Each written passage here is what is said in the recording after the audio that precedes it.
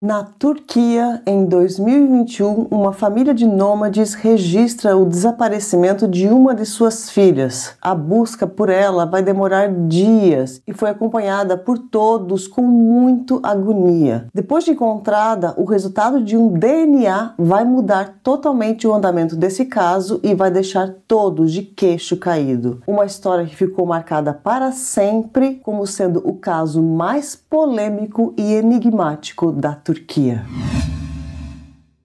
Oi pessoal, tudo bem com vocês? Meu nome é Gisele Ildes e sejam todos bem-vindos a mais um vídeo aqui do canal.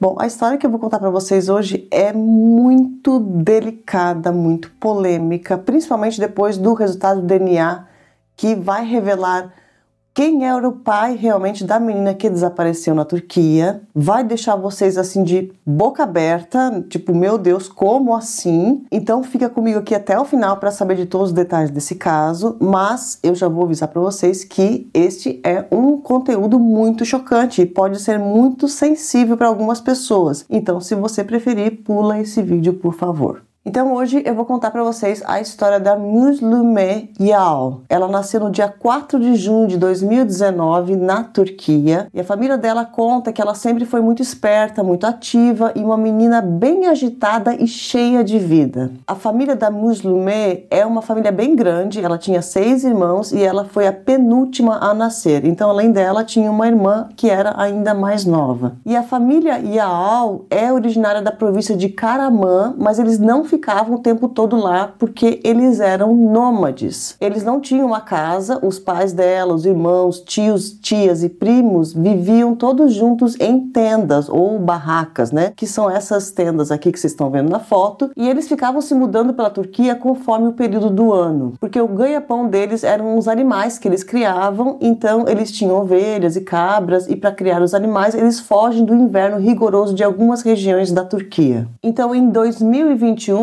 eles passaram o verão em Bozkır, que fica na província de Konya, e em novembro de 2021 eles se deslocam para o vilarejo de Yanaşlı, que fica em Gulnar, na província de Mersin, perto do litoral do mar Mediterrâneo, que é uma área onde é muito raro nevar.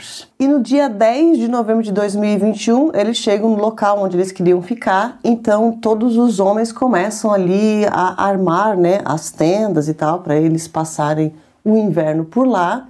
E enquanto os adultos estavam armando as tendas, os pequenos, os filhos, né, menores, ficaram brincando ali na frente mesmo, então com a supervisão ali de todo mundo. E no período da tarde, o pai da Müslüme, ele pega o carro e vai na cidade, porque tinha que resolver algumas coisas. Só que a Müslüme, ela gostava muito de carro, principalmente de passear de carro e tal, então ela pede para ir junto, o pai dela não deixa, não tinha como levar ela nesse dia, e ela acaba ficando muito triste, fica ali chorando ali na frente. E depois de um tempo, o avô da Müslüme, que se chama Hasan Yal e que tinha 70 anos de idade, leva os animais para se alimentar ali na região. E ele conta que viu a menina chorando e que ela estava ali perto das tendas, e ele fala que deu atenção a ela, deu um beijo nela ali para ela se acalmar, e ele segue com os animais, né, por uma estrada ali, por uma trilha que tinha ali na região, e ele conta que ela ficou e foi pro lado contrário ali da estrada, mas estava ali ainda perto das tendas. Depois disso, nós chegamos num horário de aproximadamente 5 horas da tarde. Nesse horário, a mãe da Müslüme estava lá dentro da tenda, ou ali fora, não sei, né, onde ficava o fogão ali deles, né, a fogueira, e estava começando a preparar a janta. Só que ela viu que os outros pequenos estavam lá fora brincando, mas ela viu que a menina não estava lá. Lembrando que a Müslüme tinha então 2 anos e meio nessa época. E ela conta que ela era muito esperta, né? Então ela começa a chamar, né? Vem jantar, vem, ó, vai ficar pronta a comida e tal, não sei o quê. Só que ela percebe que a menina não vem, né? Então ela começa a procurar ali mesmo pela região. E a preocupação aumenta ainda mais quando a mãe dela percebe que ela não está ali perto de jeito nenhum. Então ela chama ali os tios e tias, né, os adultos, e fala, não, vamos procurar pela menina que ela deve ter, né, passeado, sei lá, enfim. E começaram, então a família começou a se reunir e começou a procurar por ela. Começou a anoitecer e nada dela, né, voltar para casa. E então, depois de um tempo, o pai da Müslüme chega em casa lá de carro, lembra que ele tinha saído, e volta e vê que a menina não está lá. Já estava anoitecendo, a menina muito nova, falou, vamos para a delegacia então, né, registrar que ela está desaparecida. E realmente eles fizeram isso no mesmo dia, 10 de novembro, foi feito o registro que a menina tinha desaparecido. E ao mesmo tempo, a jandarma, que é a polícia militar da Turquia, sabendo da idade dela, tinha o frio na região também, era inverno, né?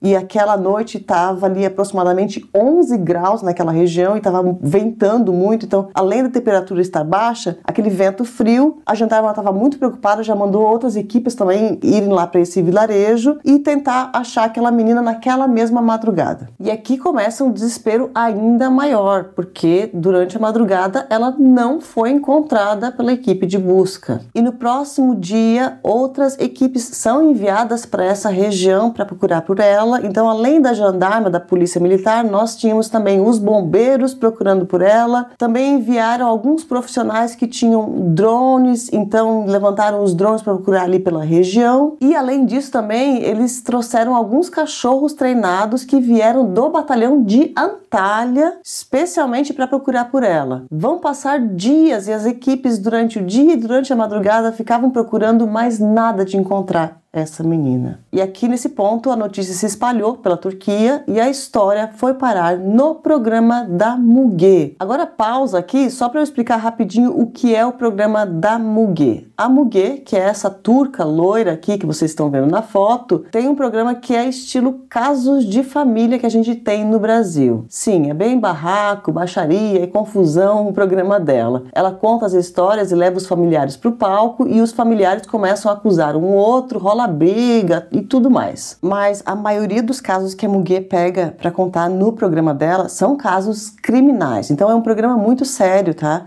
E ela já ajudou a solucionar muitos casos criminais aqui na Turquia. Aliás, eu já contei muitos casos que incluía aqui o programa da Müge, onde ela levou os familiares lá junto e tal. Tem uma playlist aqui no canal que é Casos Criminais Turquia e, se eu não me engano, os mais antigos lá são todos só casos que eu vi no programa da Müge e que eu acompanhei aqui junto com meu marido, assistindo também. Enfim, é um programa realmente muito interessante. Tem um caso também onde os familiares começam a acusar os outros durante o programa. Esse caso eu ainda não contei, tá? Mas eu quero trazer para vocês. E durante o programa eles dão uma informação muito importante, relevante ali, e a polícia estava assistindo, porque a polícia geralmente assiste também o programa da Müge, e como o programa é ao vivo e ele dura assim a tarde inteira, tá? São horas de programa e tal, nesse caso específico, a polícia turca invadiu o programa e prendeu os familiares ali mesmo na frente de todo mundo. Então é muito interessante.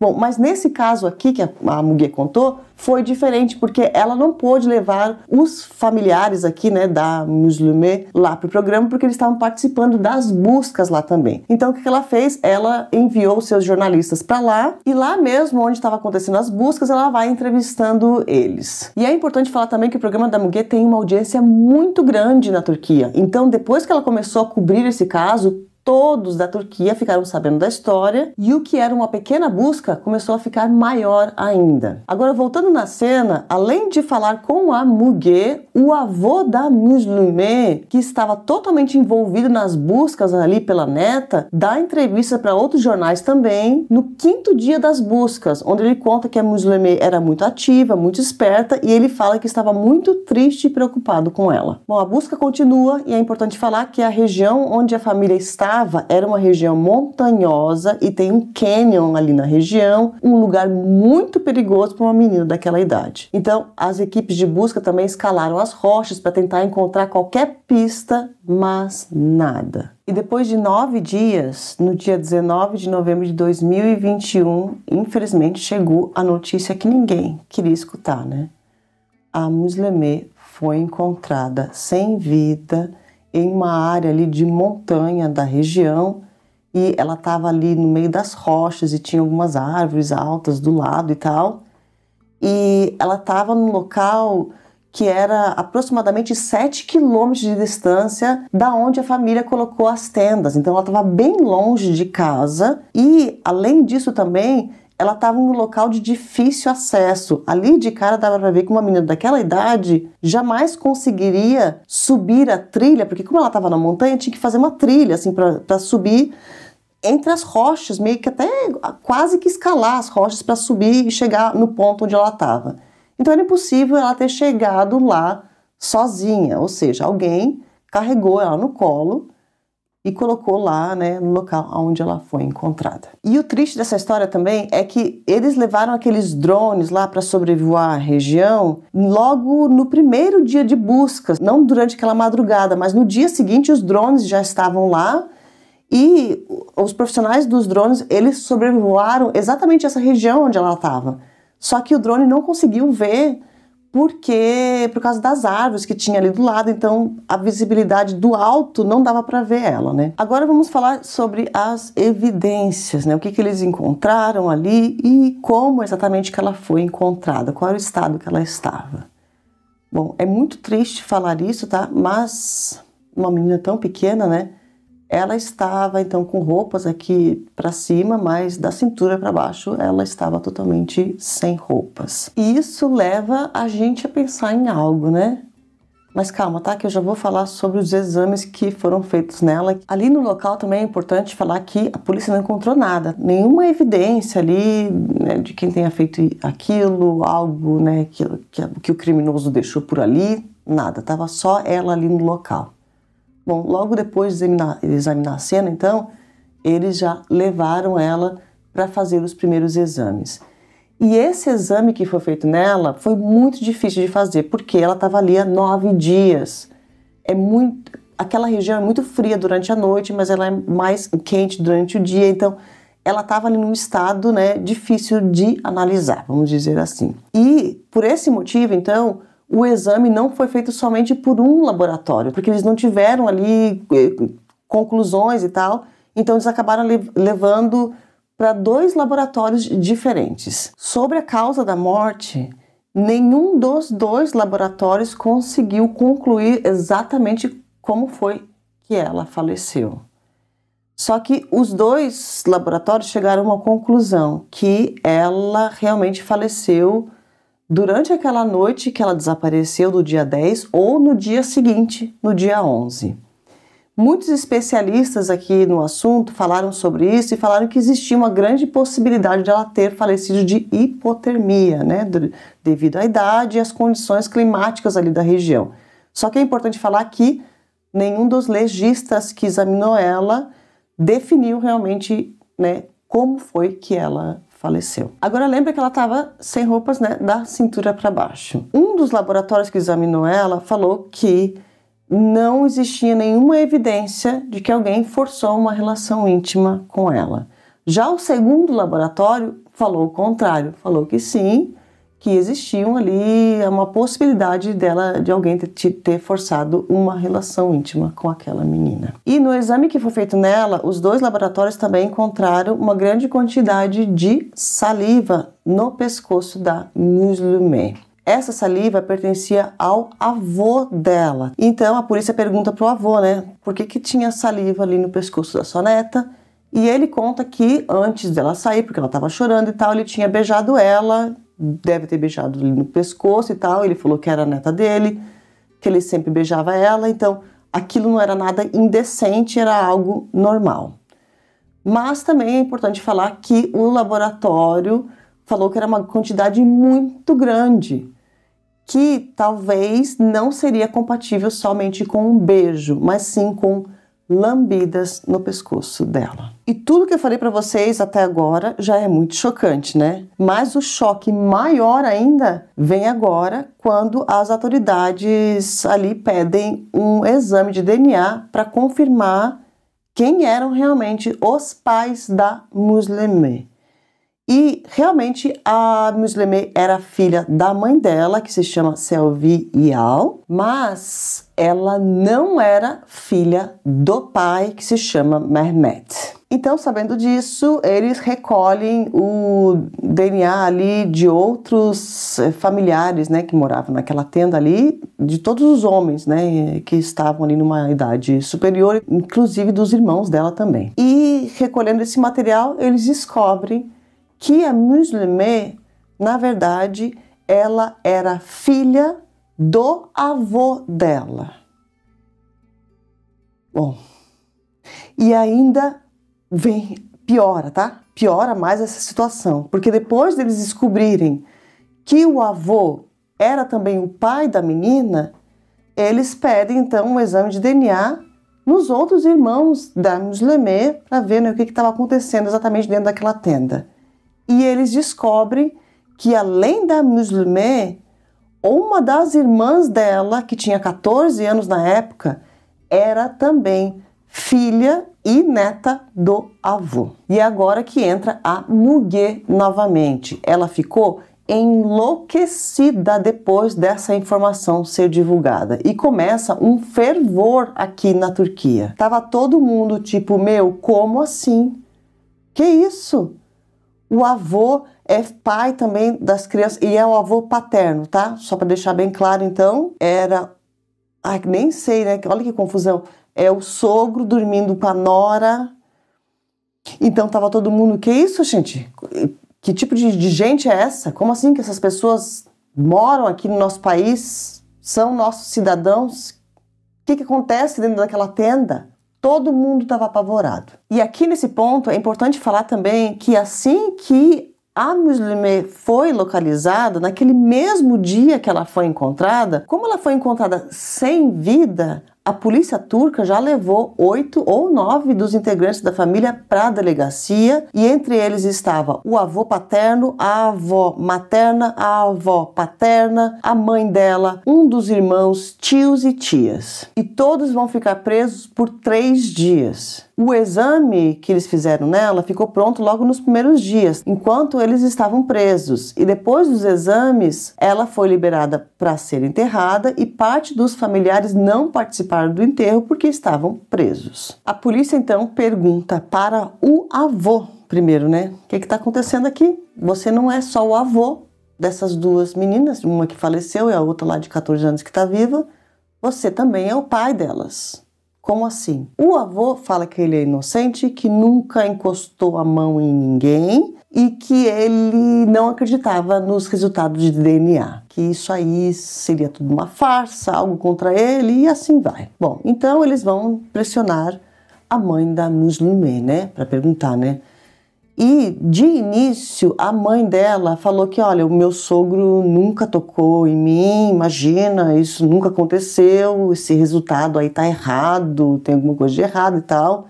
Jamais, jamais essas coisas aconteceriam aqui. Além disso também, outros familiares falaram a mesma coisa, tá? A maioria deles falou que a gente não acredita nesse exame de DNA, não existe essas coisas aqui dentro da nossa família. Mas com o tempo ali, entre aqueles 3 dias que eles estavam presos, a mãe da Muslimeh acabou confessando tudo. Ela falou que sim, o sogro forçava relações íntimas com ela já há pelo menos 15 anos. 15 anos. E que ele fazia isso geralmente quando o marido dela estava viajando e o negócio foi ainda mais frequente enquanto o marido dela estava no exército, que foi na época que a filha lá, né, mais velha que a Muslimeh, nasceu. E ela conta para a polícia, antes mesmo de saber o resultado do DNA, do segundo exame de DNA que foi feito, ela conta para a polícia que ela já tinha uma desconfiança que a filha de 14 anos era realmente filha do sogro. Porque, né, naquela época foi muito frequente isso aqui.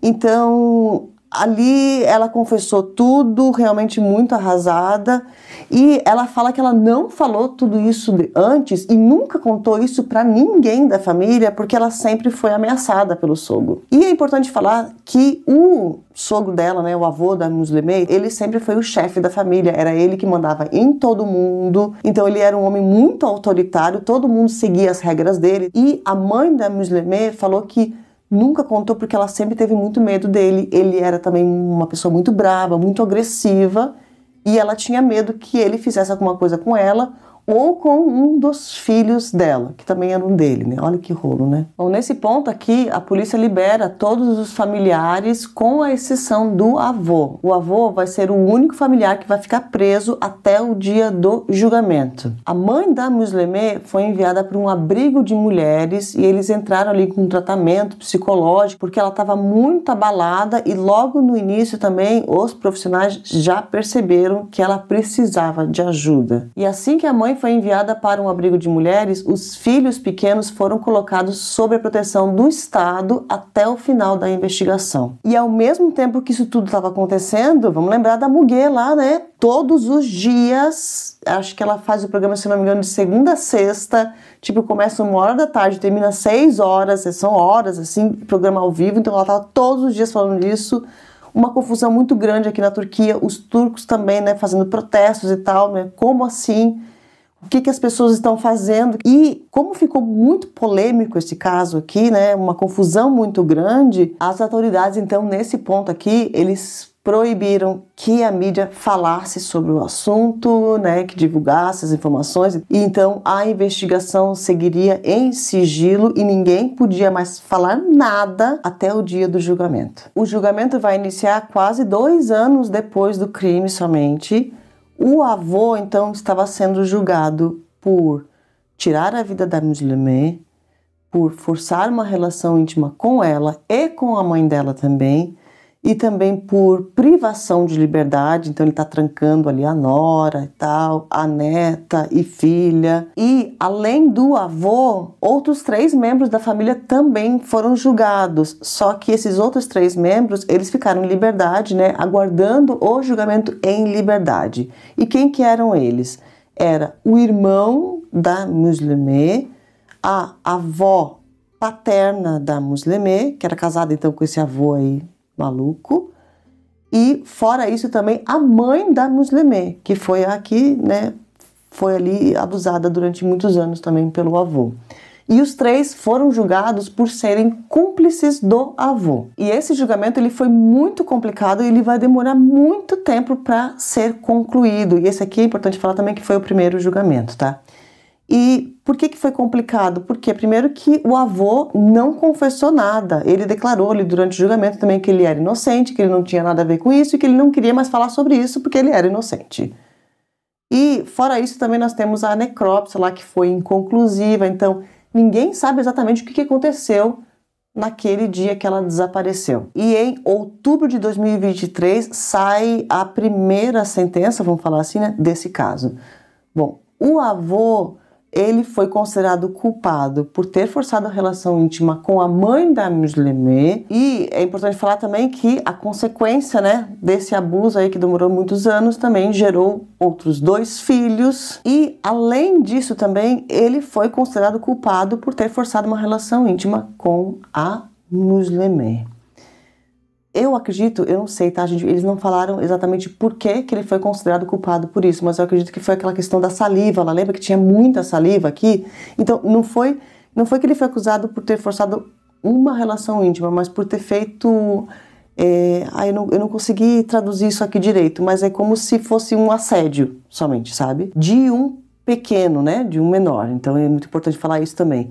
E na lei turca também, todo crime que é cometido contra um membro da sua própria família, seja o crime que for, ele tem uma agravante. Isso também é muito importante a ser falado. Agora, sobre tirar a vida da Musleme, ele foi inocentado por falta de provas. Porque lembra que a necrópsia não conseguiu concluir a causa da morte e tal, não sei o que, tinha muitos especialistas que falaram que provavelmente foi hipotermia. Então, é muito triste falar isso, né? Mas ele pode ter forçado ali a relação com ela e ter deixado ela lá para morrer. Bom, nesse primeiro julgamento, então, saiu a sentença no dia 17 de outubro de 2023. E o avô foi condenado a um total de 33 anos, 7 meses e 15 dias de cadeia. Agora, sobre os outros familiares, né, a avó paterna, a mãe da Musleme e o irmão, todos os 3 foram inocentados da questão lá deles serem cúmplices do avô. Agora, Passa um ano, então, em 2024, esse caso foi julgado em um outro tribunal. E esse segundo tribunal vai continuar com as mesmas condenações de forçar relação íntima, mas fora isso, o segundo tribunal também vai considerar ele culpado por tirar a vida da pequena Muslimé. Então, em março de 2024, sai essa segunda sentença, que é a que a gente tem que contar agora, e ele foi condenado a um total de 46 anos de cadeia. Agora vamos considerar que em 2024 o avô da Muslimé estava com aproximadamente 73 anos. Então, se ele viver mais de 118 anos, ele consegue sair da cadeia. Caso contrário, não. A verdade é que provavelmente este homem fica na cadeia até os seus últimos dias. E a última atualização que eu consegui aqui dele foi que agora, em 2025, ele ainda continua vivo, ele está preso em uma prisão de segurança máxima e ele está em estado de isolamento. Ele está numa cela só dele e não tem contato com os outros presos, porque aqui na Turquia pode acontecer o mesmo que acontece nas cadeias do Brasil, né? Uma pessoa que faz esse tipo de coisa com uma mulher e principalmente, né, com uma menina daquela idade, não sobrevive muito tempo na cadeia, não, porque os outros criminosos vão lá e fazem justiça com as próprias mãos. Então, por isso que o governo está lá deixando ele isolado nesse momento. E aí, gente, o que vocês acharam dessa história? Meu Deus, né? Eu não sei nem como é que eu tô conseguindo contar isso, sinceramente, viu? Se não foi o caso mais chocante, até agora eu acho que esse é o caso mais chocante que eu já contei aqui no canal. Pela idade dela, pelos outros filhos que moravam naquela tenda, entender o que acontecia lá dentro, um homem dessa idade e, meu Deus, né? Eu não sei, eu fiquei de boca aberta. Comenta aqui embaixo o que vocês acharam. E só para a gente finalizar aqui esse caso, né? Muito triste a perda da Muslimé, uma menina linda, linda, que tinha a vida toda pela frente. E isso aqui de familiares, né, estarem ali então forçando ou até assédio e tal, né, com os pequenos é mais comum do que a gente imagina. Tem muitos casos aí que eu já vi de tios, né, estarem ali forçando, de padrastos e até mesmo de pai. Então, muito cuidado, tá, gente? Muito cuidado, independente da idade do seu filho, muito cuidado com ele sempre. Mesmo se ele for menino ou menina, tá? Nos dois casos pode acontecer. Sempre fiquem de olho nos seus filhos. Não dê chance para o perigo, tá bom? Se cuidem sempre. Não se esquece de se inscrever aqui no canal se você não for inscrito. E, por favor, deixe um comentário aqui para me ajudar no engajamento e trazer mais e mais histórias para vocês. Um beijo grande e vejo vocês no próximo vídeo.